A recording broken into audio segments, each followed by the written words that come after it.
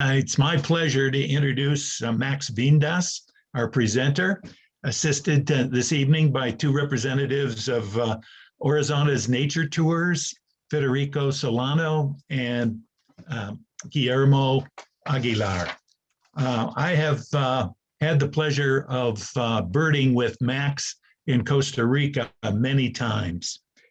Max has over 20 years of experience guiding and leading ecotourism itineraries. He's been an avid birder since childhood, and he refined his skills and increased his knowledge during his studies for his bachelor's degree in administration and management of natural resources. One of Max's biggest strengths as a birder is his incredible hearing, which enable him to identify birds from afar. In addition to Costa Rica, Max has led birding tours to other destinations in Central America and to Brazil. He complements his career as a guide by lecturing at many Costa Rican educational institutions. He's been a consultant to the Inter-American Development Bank and to the Brazilian state of Tocantins.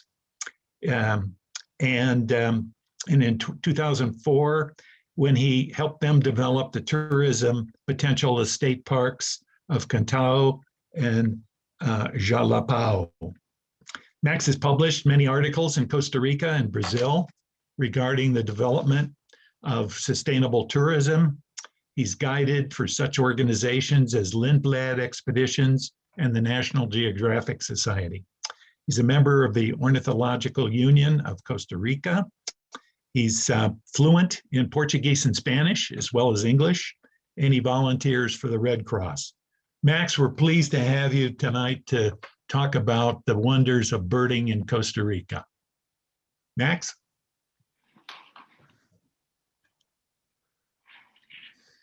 All right, thank you very much, Bill, for your presentation and for all the information that you gave us.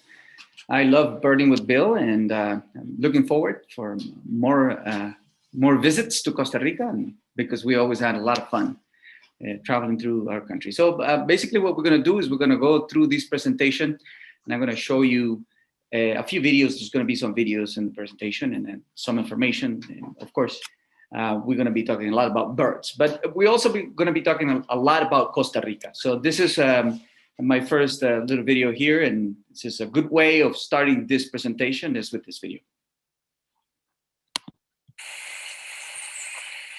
I would like to welcome the Denver field of ornithologists. My name is Max, and I'm talking to you from the mountains of Costa Rica.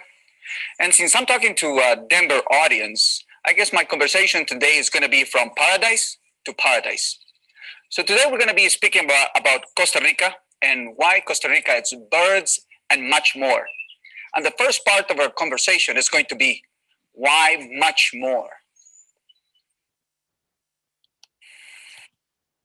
So this tiny little country of Central America that you probably have heard about Costa Rica before.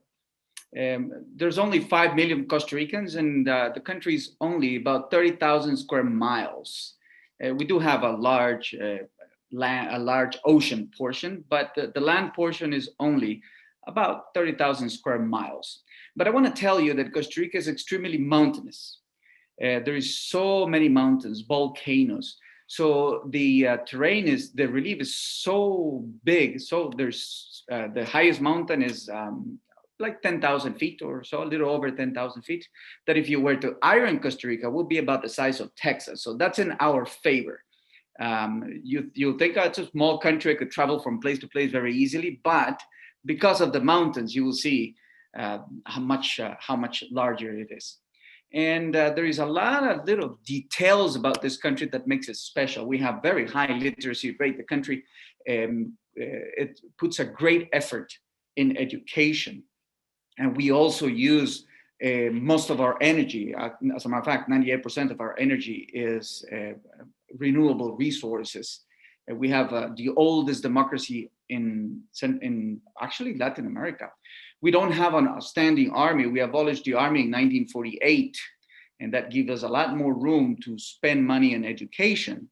And so we speak Spanish. This is a country that speaks Spanish, but English is widely spoken in our country.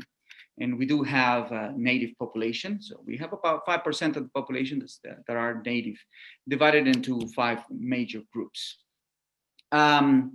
We have the protection in Costa Rica. Costa Rica is very well known for its conservation. We have a large portion of the land set aside for conservation, and about more than 50% of the land is preserved.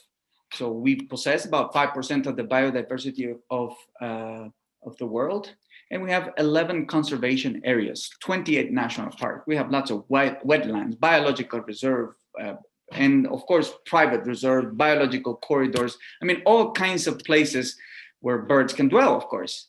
And we have a large number of bird species. We have close to 1,000 birds in this tiny, tiny, tiny little country. So basically, this small piece of land has more birds than all of Canada, United States, and north of Mexico put together. So think about it. That means that any place that you go, you will see lots of species. So it is not very difficult to see in one day 80 to 100 species. And sometimes if you're very lucky and you put more effort, you could see even more than that. So it is just amazing. The biodiversity of Costa Rica, because of its location, we're in Central America, we have 2 large masses of land, north and south, and we have a lot of protected land. So this country is a paradise for bird watchers. As an introduction for the next part of this presentation, I have this little video clip for you. Right now, we're looking at a beautiful cloud forest. Cloud forest is basically a tropical rainforest up in the mountains where you can see the clouds touching the vegetation, and that brings in a lot of moisture for these ecosystems. Now, to get here, I was hiking on this beautiful trail full of birds, but you have to hike. Now, does that mean that when you come, you have to do long hikes to get to a place like this that we have today? Not necessarily. This is the beautiful thing about Costa Rica. You can come to places where you can only walk a few hundred yards, and you can be in a place as beautiful as this or even better. We have, if you want to hike for long distances with incredible birds, you can. Of course, we have the trails, an amazing amount of trails. Or we have places where you can just walk a short distance, sit down, and enjoy the birds. So this is what I'm going to show you now.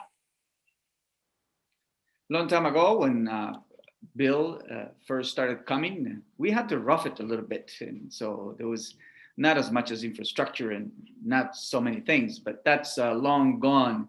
Now, when you come to Costa Rica, we really have the infrastructure, and we have a lot more than the first trip when we had to just walk anywhere or stay in places that, I mean, we stayed there because of the birds, but the place wasn't really that great to stay. That's long gone, and Costa Rica is well prepared to receive birders and treat them well. And there is a lot of things.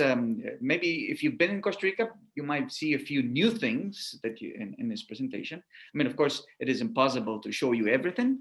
We just selected a couple of things to show you. But there is a lot of places that offer the opportunity to see birds from bird feeders. And even bird feeders with incredible sceneries. For people who like photography, this is the type of pictures that you can take if you set up your camera and you're patient in front of a bird feeder. This is one picture that has been taken because there is a bird feeder, and then there is a little structure where you can take the feeder off and put the little flower and be ready with your camera to take such a picture. So if you go to the internet and you type birds Costa Rica, you will see a lot of these pictures that we're taking the way I'm telling you. This is just one bird feeder in the mountains. That's one, and the main bird in there is one of the endemics of Costa Rica, the flamethrower hummingbird, and the Talamanca hummingbird, another endemic. So this is the type of places that you can see. We have lots and lots of places that offer the opportunity. Besides that, of course, these places have gorgeous observation decks where you can sit down and you can enjoy. So doing a short little walk, you can get to a place like this. This is up in the mountains of Costa Rica again, and just either enjoy the different bird species or take pictures enjoy the scenery. And so these are just lovely places that you can visit. They are easy to visit. You don't have to hike too long for these places. You don't have to do a lot of effort to get to a place like this. So these are very, very easy places to come. We have observation towers, observation decks, and of course, a lot of naturalists, a lot of guides that know what they're doing. So this is a very, very important aspect when you come to Costa Rica. The local guides are well trained. They know the country, they know the flora and fauna, and of course, they know the birds. That's a very important thing. And all over the country, we have more and more infrastructure to be able to enjoy the scenery and, of course, to look for birds. Trails, we have a huge amount of trails, from really long ones. Right now I'm working on creating a new park, and we're building trails, and these trails are very, very long. But we do have short trails that go through incredible forest, many different kinds. You will think that a country is so small, we only have one type of forest. But no, you will be able to see many different types of forests. Beautiful trails, easy to walk through.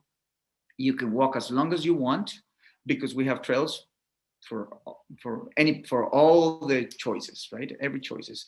Some of them are through open areas, which makes it more easy to see the birds, and some even are with concrete, so it's extremely easy to go through them. Through wetlands, so many places where you can visit. I'm sure that Bill is looking at that place and saying, I remember that place is awesome, because he knows exactly where that is. Lodging, that's a very, very good part if you decide to come and birdwatch through Costa Rica after a big day looking at a lot of new species. You'll be able to stay in these gorgeous properties. Like I said before, Bill have seen them from the start when they were very, very basic. Now they have become just beautiful, with incredible gardens, beautiful sites, many different locations, many even new locations. This is one of my favorites to visit, Aves Lodge. Just gorgeous. All of them, all the restaurants open up to a deck to be able to see and enjoy, and of course, to look at the birds. The rooms in all of these hotels are very comfortable, very good. So after a long day of birding and walking and moving from place to place, of course, you want to come and stay at a really good place. And not only that, you also want to eat good food. And that's something that we also has improved a lot over the years. Although the diet in Costa Rica is heavily based on rice and beans, that's what I love, that's what I grew up eating, but we do have a lot of different food. Costa Rica has come a long way in offering our guests all kinds of great food in great places, of course, right? And sometimes we even have visitors trying to steal our rice and beans, like this white-throated magpie jay. So this is about the infrastructure, just incredible. And we also have a lot of roads throughout the country. The density of roads of the country is amazing. Some roads are not the easiest roads, and we might be able to use a transportation like this to get us to a site that is incredible. But there is a road to get to such a site. But we normally, to move throughout the country, we normally, when we go bird watching, we move in a small van like this. We like this one because it's very sturdy, very good vehicle. It has big windows for us to look out of the window, because the drives are not just drives. We go through incredible scenery, and we stop for very good birds. Some days, the driving days are some of the best birding days. So that is a great part of our tours. And this is the type of transportation we use. Now, to introduce the next part, we also have this little clip. One of the most impressive things about bird watching through Costa Rica is the drastic change when you move from a location, drive a couple of hours, and you find a complete different sets of birds. One time I was leading a group, and one of our guests said to me, "Max, it seems to me that we have changed country." And that's how drastic is this change. In Costa Rica, we have at least 6 areas where you can find a very different sets of birds. And now I'm going to explain to you what these areas are. So we're going to be talking a little bit more about birds now, and then towards the end of the presentation, I'll show you some other sites.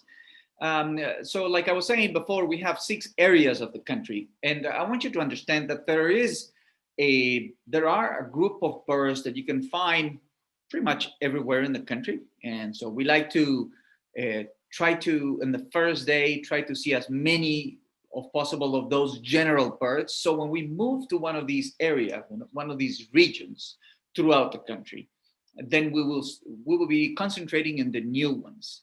So basically, when you move from region to region in our country, you will be able to enjoy a lot of new species.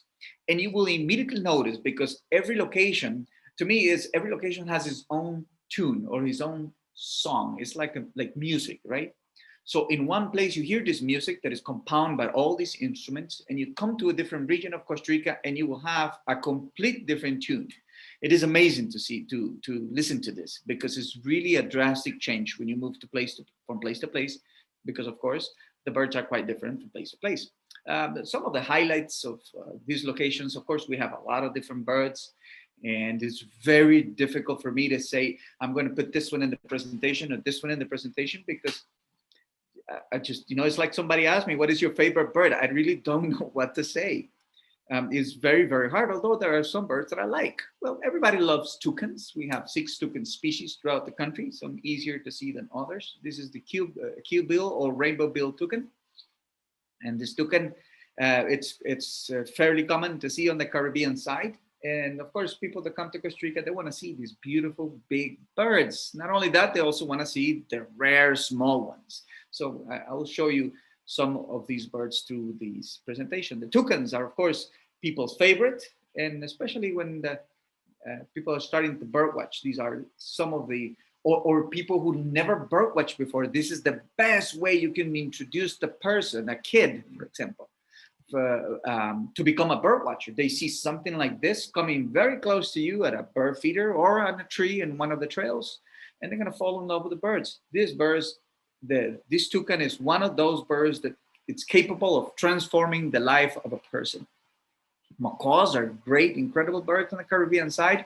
We have the great green macaw, and it used to be very difficult to see in years ago. Now it has become, the conservation efforts are giving great results in the conservation of these birds. So the great green macaw is increasing in numbers, and the scarlet macaw, which I'll talk about later on, of course, is now it has a very, very big population. But this one was in big danger a few years back. I remember that it was very hard to see one, and now we see it a lot more often.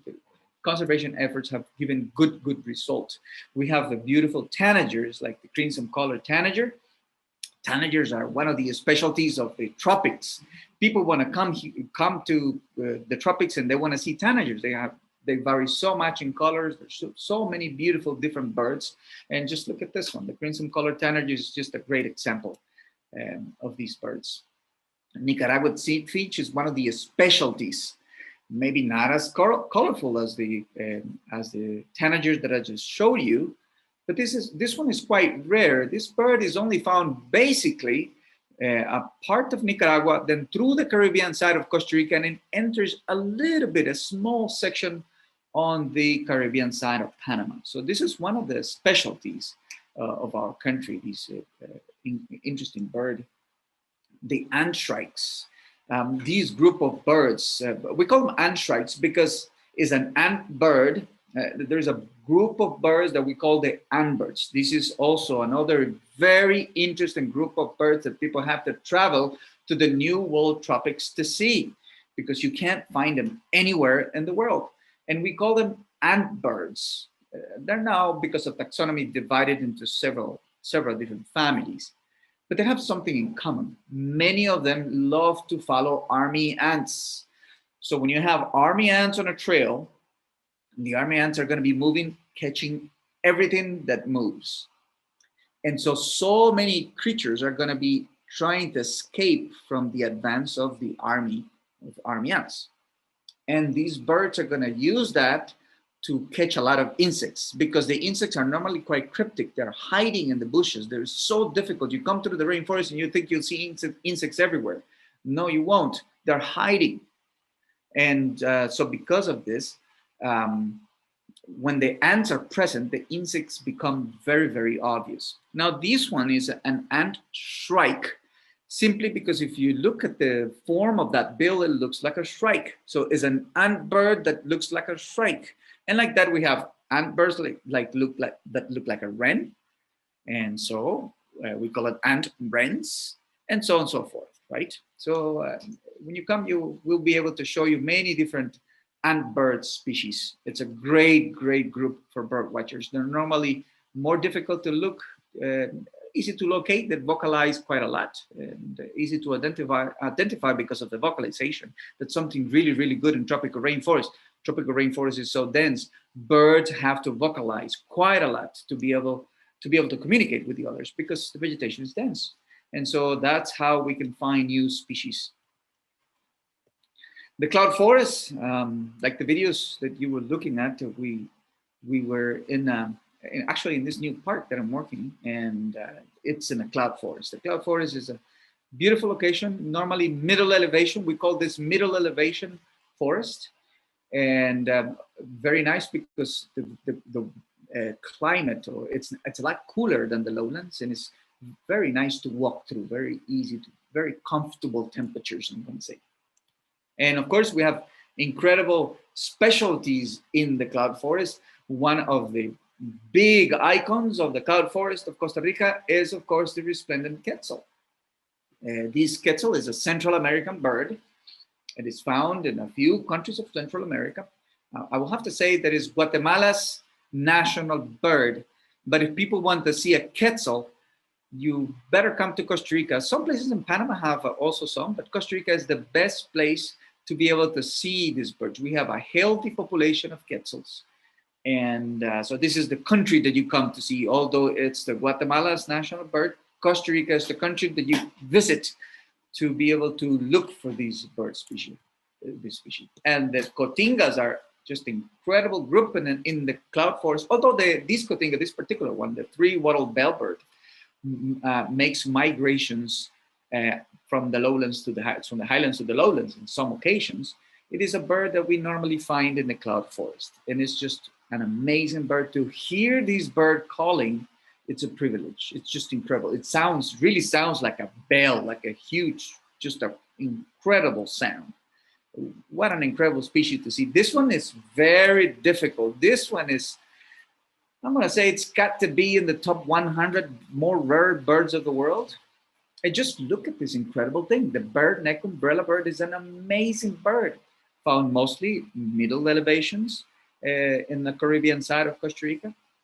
It is, of course, one of the target birds when you come here. We always look for this bird. It's not as easy to find as others, but it's just a spectacular. And you can only see it practically in Costa Rica and a very tiny section of Panama, of Western Panama. So this is one of Costa Rica's specialty. And I'm just gonna guess that it's gotta be somewhere in the top 100 or at least in the top 500 more rare birds in the world. Carmiol's tanager, which actually got taken out of the tanager family and placed into the cardinal family. You know, they're doing all these changes due to genetic tests. And this is maybe a bird that is not as showy as other, but it's a bit more difficult to find or a bit more rare. And we find it in our walks. And it's another good cloud forest species of middle elevation, I'm going to say, going down to probably 500 meters above sea level, which is 1,500 feet above sea level. And it makes incredible vocalizations. And the great thing about this bird is it's one of our good friends, because when birds move through the tropical rainforest, they move in mixed flocks. So they're going through and they're going in large flocks of many different species. Remember, the tropical rainforest is extremely biodiverse. Therefore, there aren't a lot of species, a lot of members of the same species. So what birds do to make a big group, because of course it's safer to move through the rainforest in big groups, they join with many other bird species. So there are some species that we call nucleus species. And what nucleus species do is they're the loudest, they do loud vocalizations, and they're easy to follow. So other birds rely on these nucleus species to set the pace and direction of the travel through the jungle.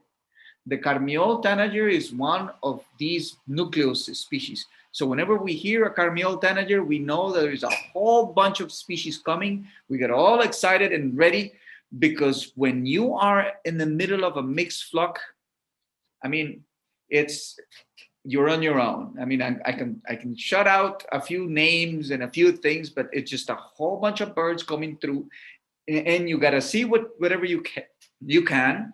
And I will be, or the guide will be saying a few names. So because maybe the name is descriptive and the person is going to be able to know that that's what they're looking at. And then later on, we go through what did you see, what sort of patterns, to be able to see what birds you were able to see and put them in the list, of course.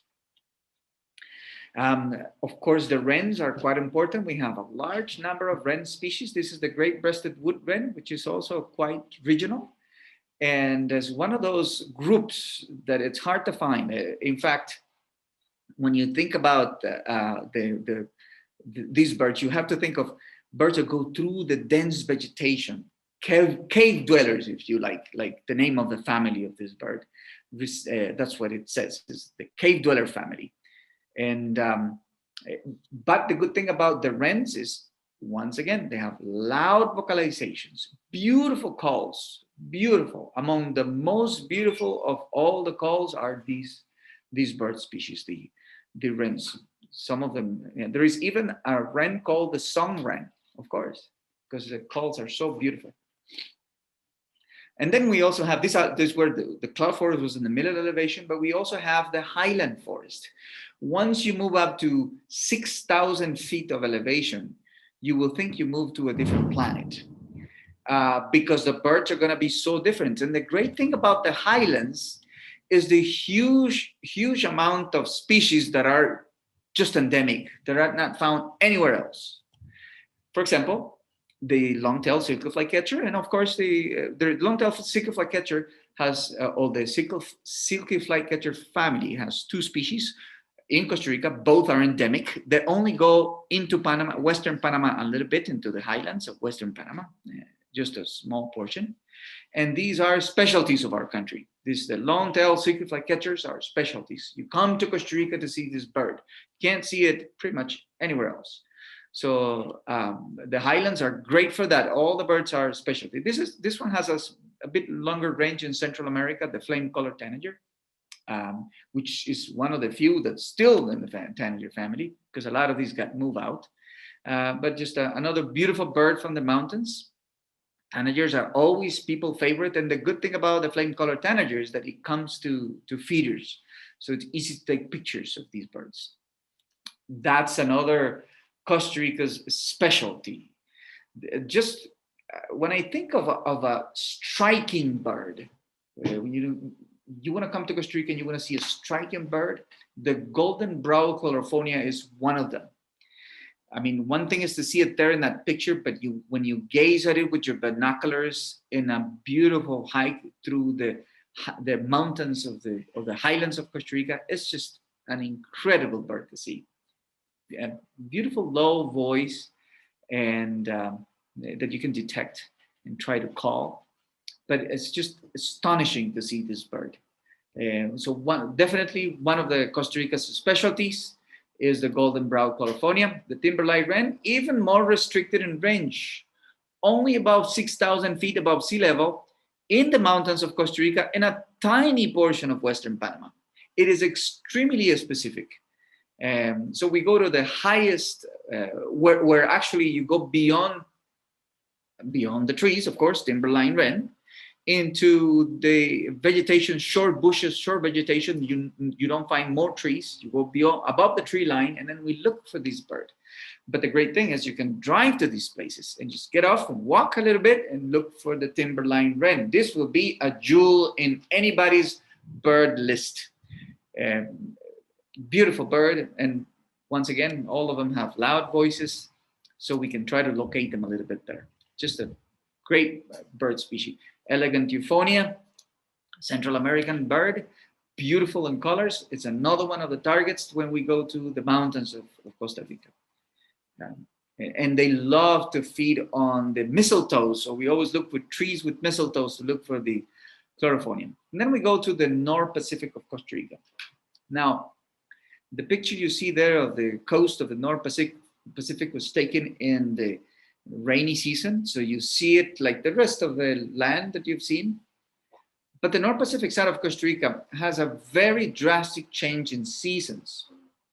In the rest of the country, we have rainy season, rainier season, and rainiest season. Those are the three seasons of the Caribbean side of Costa Rica and the South Pacific. But when you go to the North Pacific, they do have something that we call a dry season. So everything dries out. It is more similar. The North Pacific of Costa Rica has a lot of similarities with the rest of Central America, but is very well protected. Some of the only little chunk of original tropical deciduous forest of Central America, it's located in Costa Rica. It's the only small section. It's one of our national parks, Santa Rosa National Park, that is still pristine, that has never been disturbed. So it's a very, very important piece of tropical deciduous forest, or like some people call it the tropical dry forest. I don't like to call it the tropical dry forest because if you go there in the rainy season, it looks nothing but nothing like dry. It is very, very wet. So it'll be deceiving to say that it's the tropical dry forest or tropical deciduous forest. And because of this difference, then of course, we have a lot of different bird species, some of which are shared with Central America, like this streakback oriole. And we have a couple more orioles that you can see. And of course, the migrant orioles that come to Costa Rica that you easily see in this region. In fact, I remember that one of the first times I ever saw a bullock oriole, I saw it bird watching with Bill in the northwest of Costa Rica. Remember that. So anyway, so the streakback oriole is one of them. Elegant trogon is another Central American bird that we can find in this region. And of course, it's one of the birds because it's just a beautiful bird species. Trogons, the whole group of trogons, like the resplendent quetzal is one of them. These are birds that we like to look for. And not only that, they perch for a long time. They're seed and weight predators. And so they perch for a long time. It's great to look at them. It's also great if you want to take a picture of these birds. The white-throated magpie jay is another one of Central America's specialities. In Costa Rica, it's quite common and very easy to see in the North Pacific side of Costa Rica. Lesser ground cuckoo. As you can see, these birds are found in a few other Central American countries, but it's not easy to go and look for lesser ground cuckoo in Nicaragua, for example. It's better to come to Costa Rica where you have more infrastructure and the dry forest is more protected, and you can call this bird and see it. Beautiful bird. Pacific screech owl, another Central American speciality.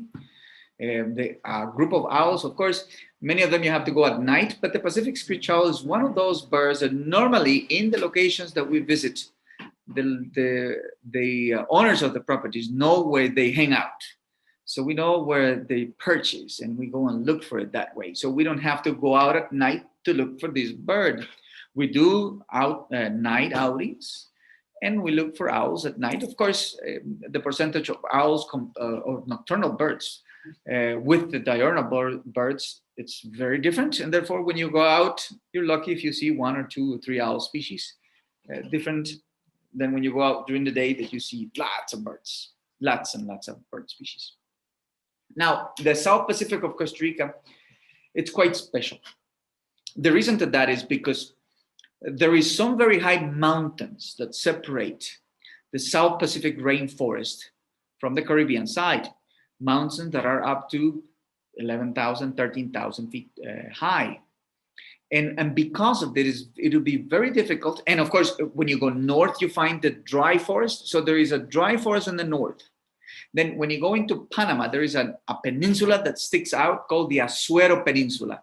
And because of reasons that I'm not going to discuss at this particular moment, it's very dry. So you have the dry part in Panama, you have the dry part in the north, and then you get the mountains in the center of the country. So this forest is quite isolated.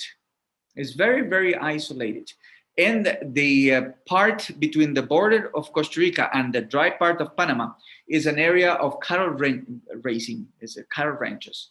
So there is not a whole lot of forest left in that area. Because of that, the South Pacific of Costa Rica, it's well known because of the endemic species that you find in the South Pacific of Costa Rica. Quite incredible, quite special. The scarlet macaw, although the scarlet macaw is found in South America as well, in some other countries in Central America, in Costa Rica, it's very easy to see, especially now. I mean, you can see them in towns, right through towns, tons of them, and in areas that you will never think that you will see these birds. Now they fly in large flocks. I remember a long time ago when they were in danger at one particular bridge. You could probably, in one particular park, you were very lucky if in the entire park you could find, or even in a huge extended area, 300 of these birds. Now you can easily count 3,000 of them in the same area. So the population of scarlet macaws have increased. There have been a tremendous effort because it's a showy bird. It is a bird that helps in conservation. Because if you say to somebody, you know, if you do an effort of conservation, you will preserve the timberline wren. If they're bird watchers, they will say, oh, okay, yes, I'll help the timberline wren. But for the average person, you need something showy, something pretty like this. And so you see this bird is disappearing. So it is one of those iconic species that we can use to promote conservation. Because people say, I want to see beautiful things like this bird. I want to see them. So I want to preserve, I want to protect them. So we use it a lot in conservation. It's great that they're around. It's great that they're now flying through towns and they're planting tree species in these villages so these birds can go right through, and the kids all of their lives are going to be able to enjoy these incredible birds. And that's great. You're going to grow up and become bird watchers, because bird watchers are good people and they preserve a lot. I like bird watchers. They're good inhabitants of our planet. Now look at this beautiful thing. The turquoise cotinga. The turquoise cotinga is a Costa Rica exclusive species. It goes a little bit into Panama, but once again, into that cattle area, and it's more difficult to find there.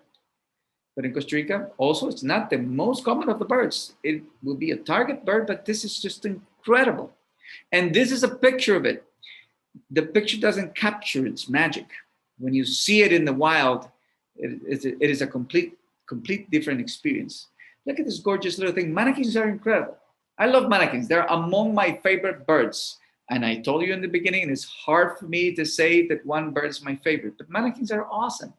They're small and extremely colorful, and they make this incredible sound using their wings. Not only that, when they want to attract their females, they do these incredible dances. So in that behalf, they are similar to us Latin Americans. We like to show off doing our dances to the girls. So that's what these mannequins do.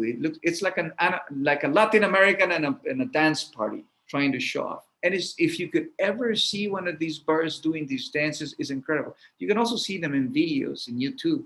Just go ahead and look at them. They're just incredible. And so this is the orange colored manakin. Is one of the South Pacific specialities. It is only found in the South Pacific of Costa Rica, and it goes into Western Panama a little bit. Now this one, the black-cheeked tanager, you will have to go to this area that I have in my background, this right here, to see it, the Osa Peninsula. And it's only there. It's not found anywhere else in the planet. It is only found in that region. So these South Pacific of Costa Rica, it's known for producing all these endemics. It's incredible. It's just unbelievable. Some birds have come to us from South America, like the rusty margin flycatcher. Used to be more rare in the past. Now it has extended its range a little bit. So rusty margin flycatcher is there is a lot of flycatchers that look just like this. So you will be confused when you come, but don't worry. That's why you have us. And we will tell you, no, that's a different flycatcher. Listen to the call, it's different. Or listen to this field mark, it's different. Because if you look at, I don't know if anybody is familiar with the guide of birds of Costa Rica. If you look through the pages, you'll be able to see the pages of flycatchers, and all of them look identical. And the rusty margin flycatcher has some other flycatchers that look very, very similar, but we'll be able to identify them for you. And then we have the wetlands. Yeah, there are wetlands throughout the country, and the wetlands have many different birds that are quite unique to this particular ecosystem. And of course, the Jabiru stork is the one that stands out. You can see it in South America as well. And if you come to Costa Rica, we look for it, especially in the wetlands of the North Pacific side of the country.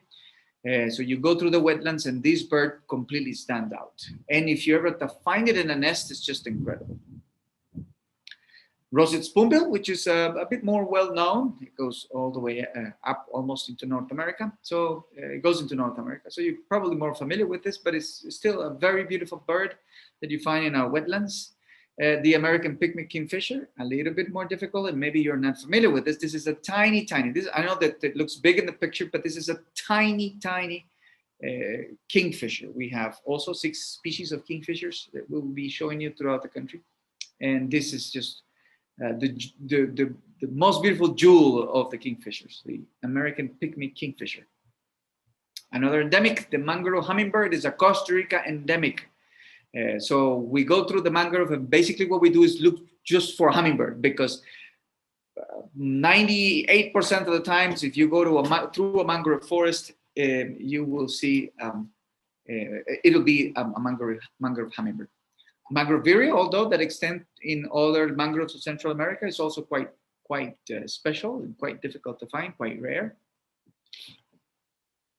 And now I'm going to go through just a few sites for you to see the beauty of this country, because the birds are important, of course, they're very important, but I just want you to see where you're going to be looking at these birds. It's just simply incredible. So this is one of the national parks, Manuel Antonio. Tortuguero National Park is like a copy of the Amazon basin. It's just incredible. We have so many beautiful waterfalls and places like this blue waterfall in the Tenorio National Park, the Braulio Carrillo National Park, where you can even get on a tram ride and go right through the rainforest. If you think this is difficult to hike through the rainforest and you'd want to do such an effort, you sit down on this thing and it takes you right through it. It's just incredible. Volcanoes throughout the country. For a small country, so many active volcanoes. This is the Arenal Volcano National Park. And of course, the wildlife, like the white-faced capuchin monkeys. Monkeys are always people's favorites. We have, they're very easy to see throughout the country. This is the national animal of Costa Rica, one of our national animals, the three-toed sloth. Beautiful little creature. Secretive, but we find it very easy to find. Mountain lions, we have quite a lot of cat species in our country, and pumas or mountain lions are one of the cats that has been, now there is more sights of it than ever, so they're fairly common. Same with the tapir. The tapir used to be quite difficult. This is the largest animal in tropical rainforest. Now we see it more and more. It's one of the beautiful creatures of the rainforest. Is quite large. It could be up to 300 pounds in size. So it's a very large animal. The red-eyed tree frog is usually people's favorite, and we use it a lot in promoting tourism in Costa Rica. We have whales that come from the north and also from the south. So we're very good because of our position. We have northern humpback whales coming, and we also have the southern ones coming. When the northern ones are gone, the southern ones come. So we always have whales. Hanging bridges to enjoy the forest, and there is a monkey there called the howler monkey on one of these hanging bridges. If you want to do something different after birding, zip line is one of Costa Rica's favorite activities. This is the safest country in the world to do zip lining. Hot water, hot springs. You know, after a good day of birding, going to hot springs, it just hits the spot. Whitewater rafting, another thing that you can do. We have great rivers for whitewater rafting. Places where you can go and enjoy the chocolate from its source. So this is a chocolate tour. The Costa Rican people, always welcoming, always willing to talk to you and to show you what they have. They're very proud. Costa Ricans are very proud of what we have. This is a little video here that I'm going to show you to finish this presentation. And then after this, we also have another video that finished the presentation.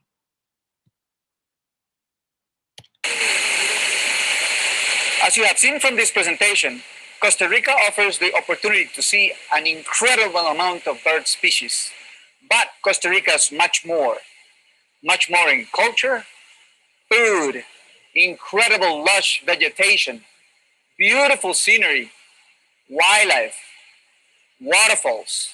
So at times when you come to Costa Rica, you're not gonna be able to decide whether you want to take a picture of that beautiful site or pursue after a new species for you. So come to Costa Rica and we will show you a lot of birds and much more.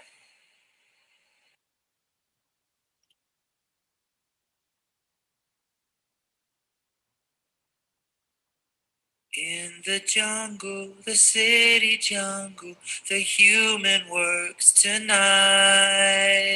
In the jungle, the concrete jungle is becoming so untied.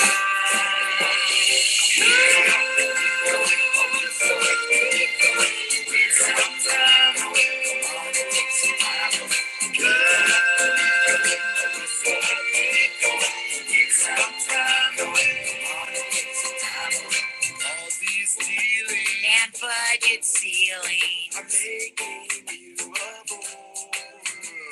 You're in rush hour and crammed in tower. You're in need of something more.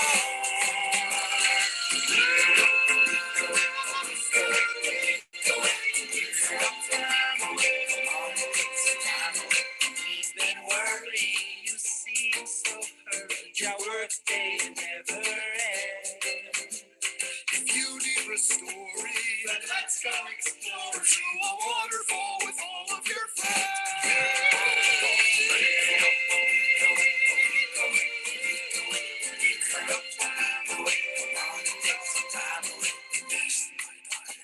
Don't stress, my darling. Your job is working you. Swim with me in the deep blue sea, and you will come back home brand new. Costa Rica, you need some time away.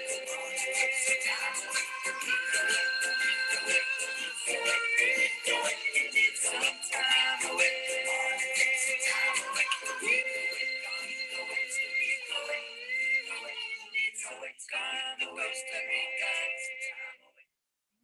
Come to Costa Rica.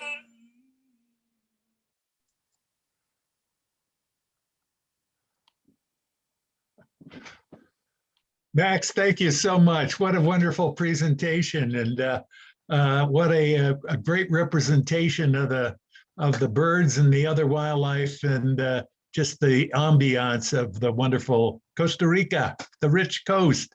Thank you so much for a wonderful presentation. And we do have some time for questions. So any of you that are watching can type in your questions, and I will relay them to Max. Max, we've had a couple have come in. You had mentioned about the number of species in birds in Costa Rica. More species of birds in Costa Rica than Canada and the US and northern Mexico combined.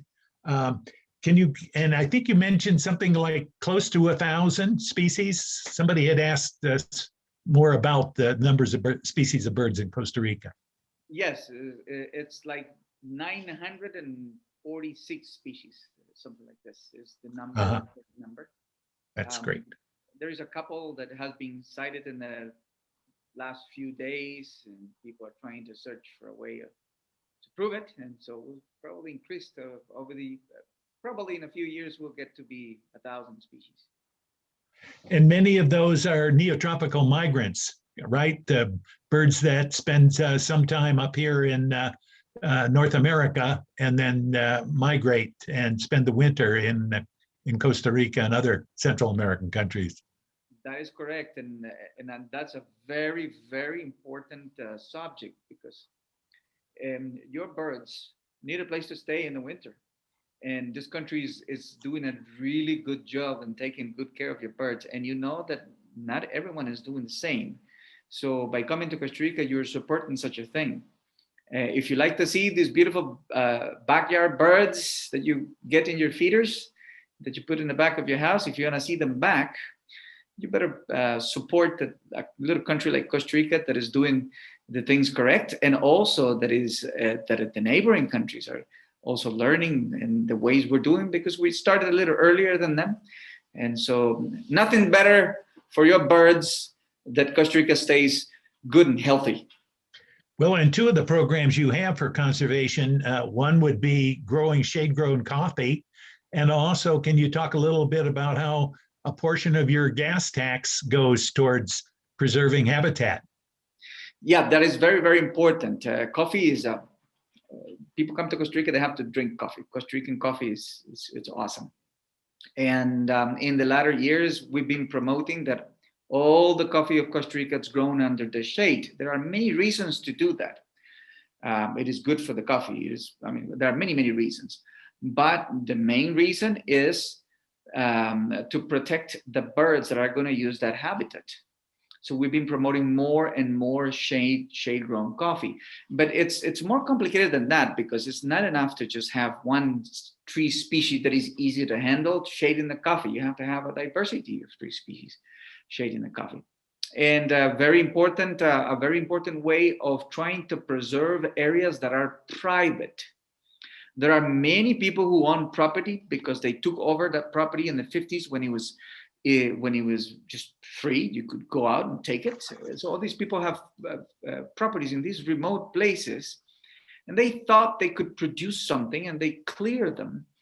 And over the years, they maybe not use them so much, and we want them to be protected, but we want them to still keep and maybe even produce a little bit in part of that part of that area.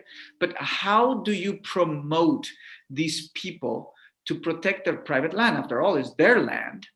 So what we do is we tax the fuel, and we use that money it's called a payment for environmental services.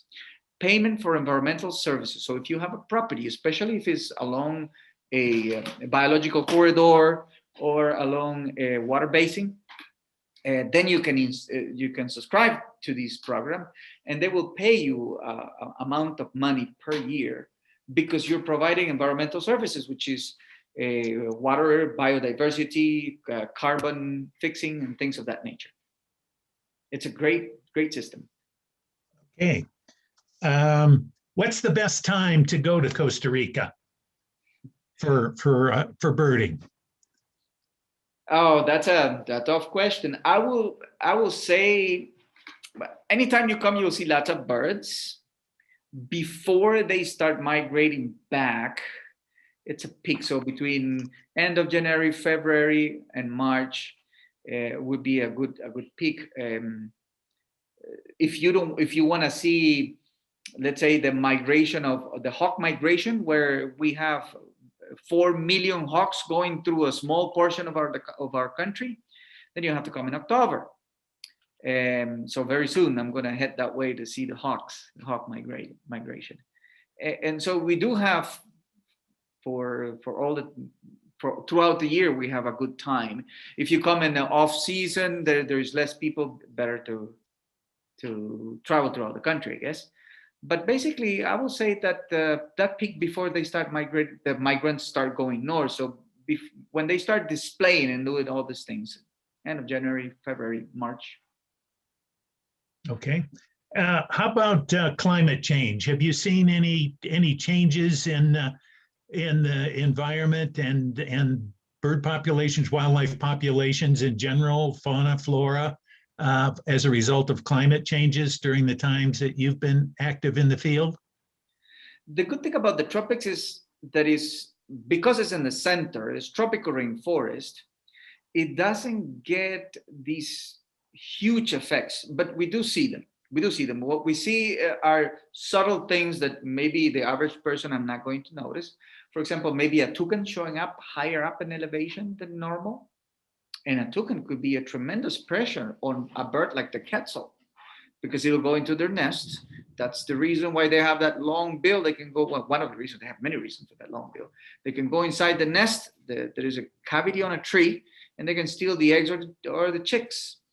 And so it puts a lot of pressure on birds like the quetzal or the trogons if a toucan goes up higher in elevation, and we've noticed that. And there is some locations where ants were very scarce or rare or hardly ever seen, and then some low elevation ants are climbing up a little higher, which is also a tremendous pressure for ecosystems like that. So, and the Caribbean coast, we are seeing that it's been very tough on the coast. So it's eating up some of the coast, and that makes it difficult, especially for the population of sea turtles, because that's their nesting habitat, of course. So we've seen some changes. And speaking of sea turtles, I had a question about where to go to see nesting sea turtles and the hatchlings, of course, and when. We have turtles all year long in different locations, although there are peaks. Right now, as we speak, in fact, because of this is the time when the turtles are coming out. Right now, as we speak, there is people getting ready in one of the national parks to go out and search for a turtle and see the whole nesting process. So right now, the Caribbean coast in the National Park of Tortuguero, it is a great place to see turtles. And then you have other seasons in other regions. The Olive Ridley's big arribadas are going to come in about a couple of months from now. So that would be thousands and thousands of turtles showing up into a beach. I mean, it's overwhelming to see because there's just too many of them at once. And that comes up in about a month and a half or so. Then in the dry season, there is some sections of the country that also have turtles arriving, and particularly the leatherbacks on the Pacific side of Costa Rica are going to be more active in December and January for leatherbacks. So on the Pacific side. Okay. How about the COVID situation in Costa Rica now? What's the situation with the incidents, and how much of the population is vaccinated, and what are the impacts on tourism now in Costa Rica? At the beginning of the problem with COVID, of course, we had a lot more difficulties because the borders were closed, businesses were closed. Now we're fairly opened. We still, of course, have to wear masks when you go into a supermarket or enclosed place. And one thing that is really good with Costa Rica is that, of course, we're getting hit, like numbers are quite similar, I think, throughout the world, probably a little lower than other places we are. But the good thing is that the population, since we have good, well-educated population and so on and so forth, it's very easy to have them wash their hands and put the alcohol and gel before they go into any building, or wear their masks. And so we are well behaved in that behalf. Doing good in vaccinations. Right now we're applying the vaccine to the 20 years to 50 years. And actually they now are going, I think they're going down to younger than 20 now. I think they're 17, is it 17? 17 to 50 with no health problems. So, which is my group. So I got my vaccination about, 3 weeks ago, maybe a month ago. And so that's the group we're working with right now. We hope that in about a couple of months, we'll have a fairly good percentage of the population vaccinated. Mm-hmm. Okay. And how's the COVID situation affected some of the lodges? I know here in the U.S. and elsewhere in the world, we've lost some of the accommodations. What's the situation in Costa Rica? Yes, some of the tourist industry, of course, was heavily hit by this. Too long of a time without any business. So a few properties have closed or sold. A lot of change of hands, right? Like a lot of properties were sold to other groups or things of that nature. We saw quite a bit of that. But right now they're operating, and some of the hotels are actually, it's interesting because some of the fancier hotels are very, very full, and there is people coming. There is a lot of flights coming in, and I think people feel comfortable coming to Costa Rica, and so we do get quite a lot of visitors. Great. And of course, the question you get a lot, I'm sure, is the national bird of Costa Rica is the clay-colored thrush. And you've just shown us the scarlet macaw, green macaw, resplendent quetzal, on and on and on, toucan, rainbow-billed toucan. Why in the world did Costa Rica select the clay-colored thrush as its national bird? It is a quite important bird, especially for the farmers. We grew up farming. This is a country that grew up farming. And the clay-colored robin has this gorgeous voice. I don't know if you ever heard a clay-colored robin. You can look for it in the internet or in your apps, bird watching apps, and you can hear it calling. It's a beautiful melody, and they go. It's quite popular throughout the country. So when they start calling, you know it. You can hear it. Everyone can hear it.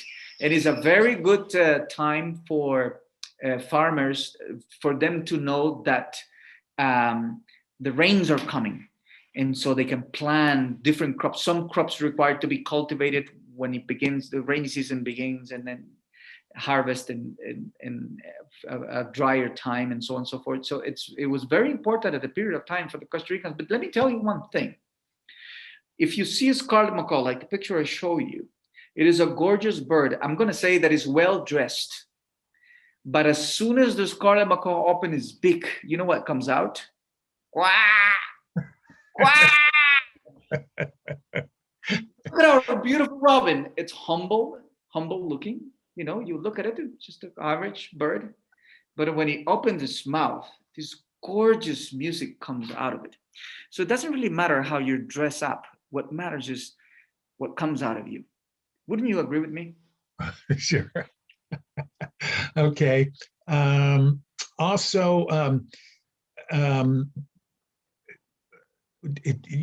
how much use would you get of a spotting scope for Costa Rica? Is it you mentioned rainforests closed in? Would you recommend spotting scopes? And I know you use them all the time. That's a part of your tour. You take them along and you make sure that everybody sees the bird. Yes, so, if there is more spotting scope and more people that know how to use them very well, you can bring them along. Something to carry, because we always have. I mean, we don't travel in large groups, so normally have a spotting scope available for people. If you want to bring it, it's great. I like to use it for digiscoping, so you can not only look at a bird, but also take a picture of it. And there is always a lot of opportunities for this. There is always, in fact, I post in my Instagram page only pictures that I take with my phone. And many of them are done through digiscoping. So if you look me up, Max Vindas, you will see what sort of pictures you can take just using your scope. It's a good example. And I use that to encourage people to take pictures with their phones. And you don't need a big camera. You can do photography with just a phone. Well, you and the other guides are really good about getting pictures through digiscopes for people to take home with them on their phones. That's a great feature of your guiding, Max.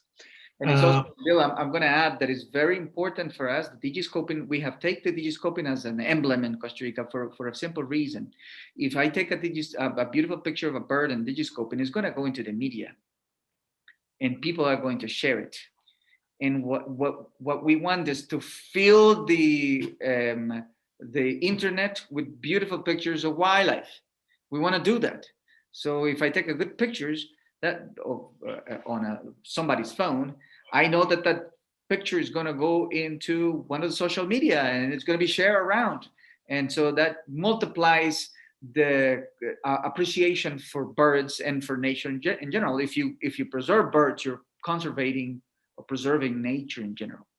Mm-hmm. Now, you had mentioned the black-cheeked ant tanager as being restricted to the Osa area and a little overlap into Panama. Is the black-cheeked ant tanager rare, or is it some other reason why it has such a restricted range? It doesn't even go into Panama, so it's just strictly Osa. It's strictly Osa. It's only an Osa only bird. I don't know if it's going to go into Panama. Certainly, my Panamanian friends are hoping for it and pushing for it and praying for it. But when you go to the Osa Peninsula, you can normally find it. So it's easy to find there. It's just that it happens to be in an island of rainforest, and so it hasn't gone anywhere else. I know you're biased, but we had a question about whether people should hire a guide after they get in Costa Rica, or in an organized tour beforehand, arrange a tour. It's really something that it's up to the person. It's very nice to go on groups, and the groups are very well organized and go into nice places. A lot of times, if you go on your own, you don't get as good of a rate, for example, to visit these places. And of course, after the day, you do the bird list together, you get to meet people. So there's a magic of traveling with groups. There's a magic about traveling with groups. But you can easily come to Costa Rica and just drive from place to place, and in different places you can get your own guide, and there's good guides everywhere you go. You will have to get a little bit of information of which are the best sites for birding, which isn't too hard to do. And then in every location you can have local guides, and the local guides know very well where everything is. So it's really a matter of personal preference. Also, I had a question. Somebody would like you to enumerate the 6 regions again that you mentioned as the six general regions, geographical regions or so of Costa Rica. Okay, so the lowlands of the Caribbean slope. Okay, so the lowland Caribbean rainforest. That's one. Okay, middle elevation or cloud forest. That's another. So middle elevation, doesn't matter whether you're, in fact, many times you're in the middle of the continental divide, depending on how high the mountains are. Then high elevation, high mountains. So that'll be above 6,000 feet. The birds change completely. Then you're going to have the northwest, the North Pacific side of Costa Rica, which is the tropical deciduous forest, or what people say tropical dry forest. And then the rainforest of the South Pacific, which happens to be in that island, and that's why it's so important to visit, because it's different than anything else. And then we have the wetlands. The wetlands by themselves offers many different species that are just associated with that ecosystem. And so you can find wetlands all over the country, and then of course there'll be difference between one wetland and another one. It is different if you go on a river or if you go on the mangrove forest, of course, right? Great. Max, thanks so much for a wonderful program. We certainly appreciate you talking about it and sharing all your experiences with us. 30 years of guiding and all the things that you've done in Costa Rica for preserving the wildlife down there and opening up the country for the birding wonders to all of us that have been down there. I certainly appreciate, we all appreciate your talk tonight. And Federico and Guillermo, you too, for your involvement in helping to put on the presentation. We appreciate you and all that Horizontes has done to make this a wonderful evening for us. I'm sure, but we're all raring to go and experience in person what you've shown us to be down there in Costa Rica. So thank you so much for being with us.